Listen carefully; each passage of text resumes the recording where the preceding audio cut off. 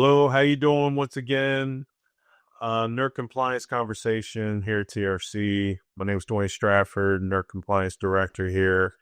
And today I have Ms. Sarah Foskanzer, part of our emergency security management team to talk about CIP-014. How you doing today, Ms. Sarah?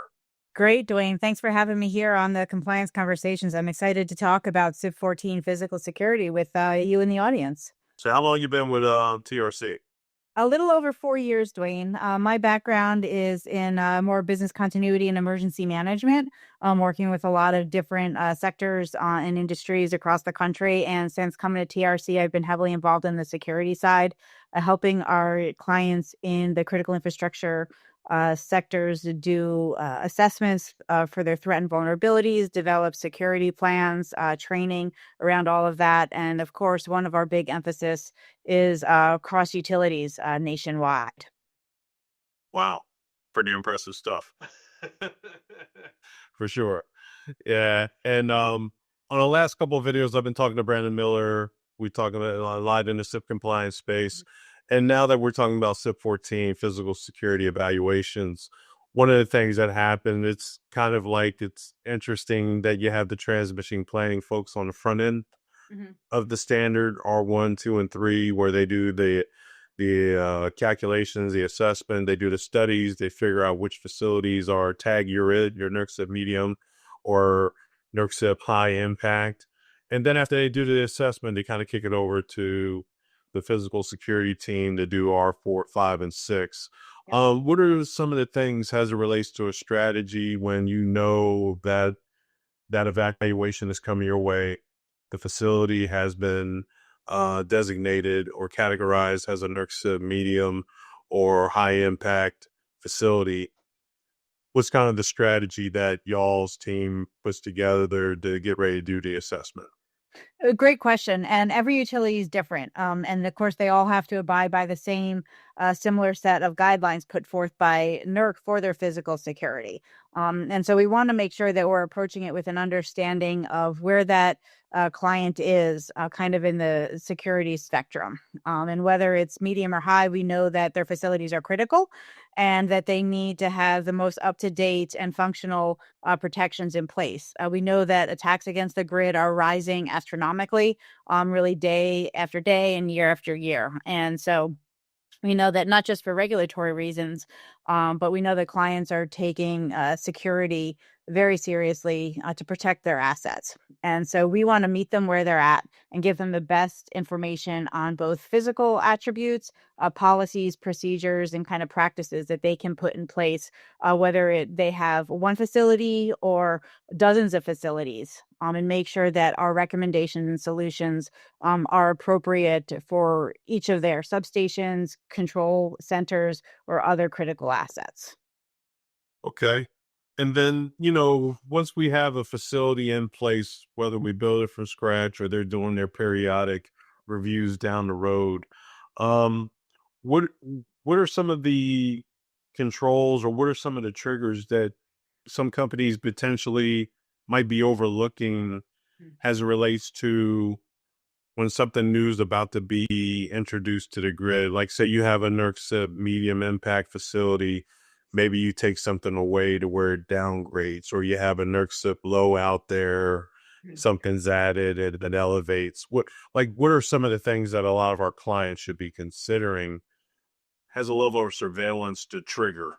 That's a great question, and I think as part of the kind of as they're part of their compliance, they've got to be constantly evaluating, where the loads are and what levels they're falling into, whether it's low, medium, or high. And as you said, a lot of these things are shifting daily due to the new demands on the grid. You've got AI and data centers. You've got inverter-based resources that are getting plugged into the grid all the time. So there's a lot of shifting that's going on at different nodes throughout the grid. And so firstly, being aware of where those critical assets are falling in that low, high, medium kind of gradation is really important.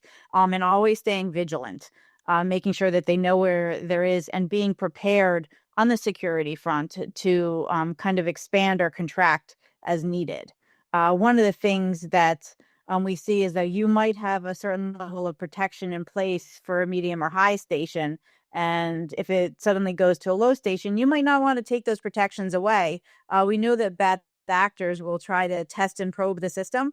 And so if there's something in place that's working already, keep it there. If you're going from a low to a medium or a medium to a high, you might want to add protections. You want to be able to accordion your security standards in a way that's going to meet an evolving grid. Yeah, and I think that's a great point. I mean, yeah, if it's already buffered and secured, why would you degrade a station that's already secured, ready to go? Keep those protections in place while they're already there. But then also, like classically, the conversation has been with the R1, 2, and 3 folks to talk to the CIP-2 team to say, hey, here's the categorization of the substation, make sure all that is taken care of from the formal documentation standpoint. And then I think you hit a very good point of making sure everybody in the organization is well aware of what's going on, because I can totally see a fact one transmission air connection requirement document enhancement, just saying, hey, if you're coming on the grid or if you build a new line, you're interconnecting new generation or renewables, make sure you score that substation. Make sure that's part of your process so that proactively on the front end, everybody's well aware of where we are and where we stand as it relates to categorization of the substations.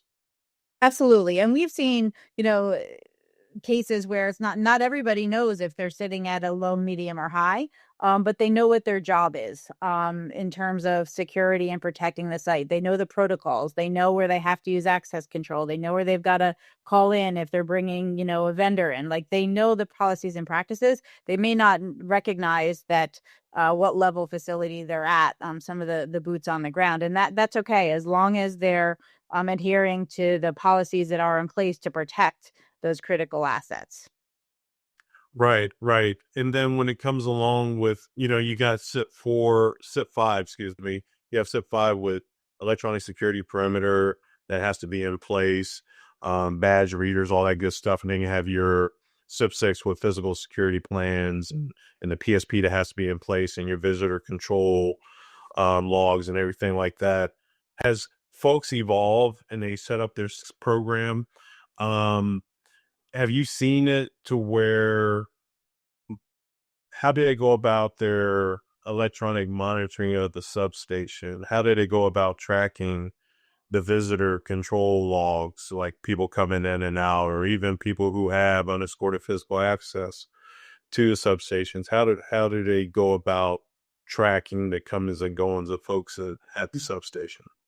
Everyone might do it a little differently. And again, that's one of the things about the NERC standards is that they give you guidance, they're standards, but they're not prescriptive. Like each utility gets to figure out what works for them best and still meet those regulatory guidelines. But that said, there are some basics. Make sure that you've got controls in place, that your entire staff is trained on what that is, and make sure there's a little teeth if somebody's found to not be in compliance with your own policies and procedures, protecting your electronic and your physical security perimeters. More and more we're seeing that the physical and the cyber are linked. The two really work hand in hand, and you need to have a comprehensive integrated security plan that covers both. And no matter what kind of technology you might have the best access control system on the planet, the most high tech, high definition cameras around your perimeter. But if you've got an employee who's letting somebody tailgate in on them or isn't, calling in and making sure that guests are registered, or propping a door open as they're going in to make a quick fix in the control house. The human element is always where you can have, unfortunately, a vulnerability. Security is only as strong as the weakest link. And so across both your PSP and your ESP, your policies and procedures really have to be knit together and make sure that they're followed, and that you've got consistent and regular training for staff. If you've got regular vendors that come on site or even that do work remotely, that everybody's familiar with what their roles and responsibilities are, because everybody plays a role in security. Yeah, that's so true. And I think the one thing that you called out, which was very appropriate, is remote monitoring. So what comes remote monitoring is your telecommunications. How do you connect from a security operations center or network operations center and have a pulse of what's going on out in the substations, watching the video surveillance, watching the comings and goings in and out of the substation. As part of the PSP and CIP-014, do you look at that telecommunications mix, network connectivity, whether it's like a classic telecommunications link or you're looking at the internet, fiber connectivity? What kind of things are you considering as it relates to the telecommunications links? I mean, we do, not our group, but our kind of adjacent groups design and kind of install the telecom links. Our group looks specifically at like the security technology, like the cameras, the access control, and works with our multiple teams within TRC to make sure that they're syncing up. But we go out on assessments to look at, to do the R4 pieces. We are looking and making sure that, what you're expecting to see in your SOC, what you're expecting to see from your cameras, from those telecom links, that it's all functional. It really doesn't, like I said, you could have all the fanciest technology in the world, but if it's not working right and it's not passing you the information that you need to make informed judgments about what's going on at your site, it's not a good investment. And so, not just having this stuff in place, but ensuring that it's working is critical. That's why we're always recommending that you do, site checks, have staff go around, make sure things are working, do regular testing, do regular maintenance, make sure that the investment that you've made up front to put those things in place are functioning as intended and giving you the best information and results possible. And part of that physical security plan, like you said, to do that regular routine testing, is there a formal documented feedback loop? Like, say, every quarter or every month when the servicer goes out, give us feedback so that we know that these systems are doing what they are intended to do. And are there ways to improve our design? Um, are we talking to everybody corporately, not just the folks in physical security, but hey, when you go to do maintenance at a substation, give us feedback on how this is working for you. Do you have ease of access? Is it really securing everything, or do you see people coming in and out freely? Right. Do we need to improve? Is that like set up to have that feedback loop? It should be, right? And that's something where the policies and procedures come into place along with training. So if you've got somebody that's going out on, say, a weekly basis to a substation, you want them walking the perimeter, making sure that they're looking for any breaches or damage to, say, the perimeter fence line, making sure that they're the folks in the SOC or wherever you're monitoring your cameras are getting those images in correctly. Test your analytics if you've got them in place. Do a test. Try to use a card that doesn't have access to access something. Make sure that it's setting the appropriate alarms that it should, and that's getting notated, that you've got a maintenance log and that those tickets are being taken care of in a timely manner. Again, like I said, you can invest a lot of pieces in the physical attributes, but it comes down to the policies, procedures, and people that are all going to integrate and make sure that things are working the way that they should. That comes from looking at the R4 assessment, seeing what you've got in place, the R5, putting a plan together to see if, what kind of improvements or adjustments need to be made.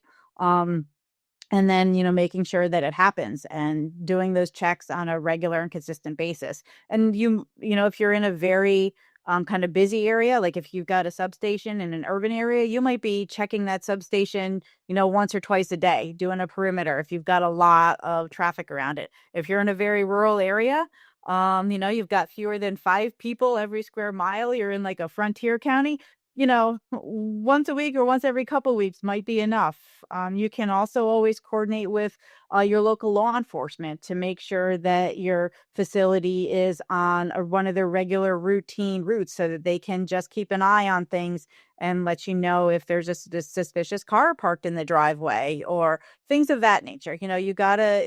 Security is also everybody's responsibility, but it's also a team effort. Yeah, that's really interesting to be able to have that public-private partnership when it deems necessary based on, how remote places are and everything like that. So that's really interesting. Mhm. Um, One thing out of curiosity, we talk about badge entry, we talk about, station fencing, to get inside the substation, but then usually we have a fortress around the control house, getting in the control house, because that's kind of where you can operate a lot of the equipment remotely and all the other good stuff. Is there consistency in the badging access to get into substation similar to what it would be to get into a control house, or do we add a little bit more sophistication in to get into the control house, maybe a biometric fingerprint or anything like that? Is there a consistency between the two, or do we look at it like getting into substation is one thing, but getting into the control house, that's a whole nother level? Yes, yeah, it's very similar to that. Like, depending on how your system is set up, there should really be, depending on your like user level, what kind of access everybody gets. Not everybody is uniform. You might have somebody that gets access to the substation, but not the control house. Similarly, like if your control center is in like a headquarters building, you might have office staff that get into the building but don't go anywhere near that inner perimeter where the control center actually is located. So it really, and you can all do that. Not everybody has the resources to do something like a biometric, but access control is easily programmable with your regular card readers to say who has access where at any given time. Yeah, because I know when I was in industry and when I was working for AEP, I worked in the operations outfit. We had a security guard that would watch the comings and goings along as biometrics and all the other good stuff. So I didn't know whether or not there was ever a need to have physical security like a person out at the substations, whereas it's understandable at a control center because of the higher level being a high categorization, and then also how much more control is in a control center. I didn't know if that level of security was also there at any substation or generation plant. Yeah, it definitely can be. It really is going to depend on the use and purpose and what's on each particular site. There's certain, we've been on some substations where there's also a key box to certain assets within the substation, and only certain people, depending on what their roles and responsibilities are, have access to that key box. So they've got to badge into the key box, get that particular key, then go and then put it back. Like, there's lots of different protocols. Layers of protection is what we refer to it as, so that you've got some fail safes. Okay. Well, I can't tell you how much I appreciate your time. I know you're a busy young lady out here doing your thing, helping our clients stay safe, doing the assessments, keeping them out of harm's way, and all that good stuff. I guess from me to you, is there any other like words of wisdom that you like to share with the audience, just to give them a feel for what we can do, help them with their NERC compliance obligations, help them with their audit readiness posture, and just get them ready for any kind of audit or spot check that might be on the horizon for them. Sure. Sure. Like I said, we're happy to help and meet clients where they're at.